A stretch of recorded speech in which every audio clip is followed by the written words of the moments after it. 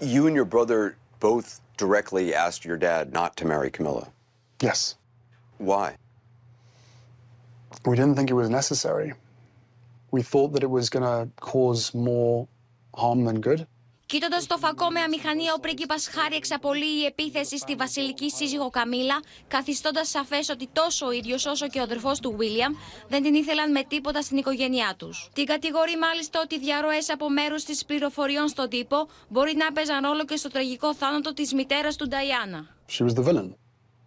She was the third person in the marriage. She needed to rehabilitate her image. That made her dangerous because of the connections that she was forging within the British press. Στη συνέντευξη που παραχώρησε σε αμερικανικό δίκτυο, αποκαλύπτει πως δυσκολεύτηκε να διαχειριστεί την απώλεια της μητέρας του Νταϊάνα, περιγράφοντας όσα έχει ήδη γράψει στην αυτοβιογραφία του. There was this weight on my chest that I felt for so many years, and I was never able to cry.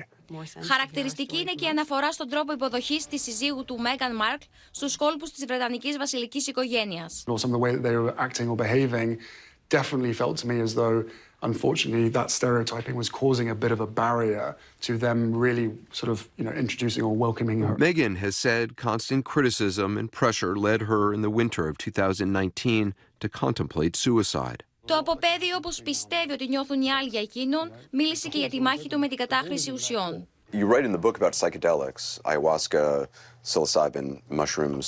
I would never recommend people to do this recreationally, but doing it with the right people, if you are suffering from a huge amount of loss, grief or trauma, then these things have a way of working as a medicine.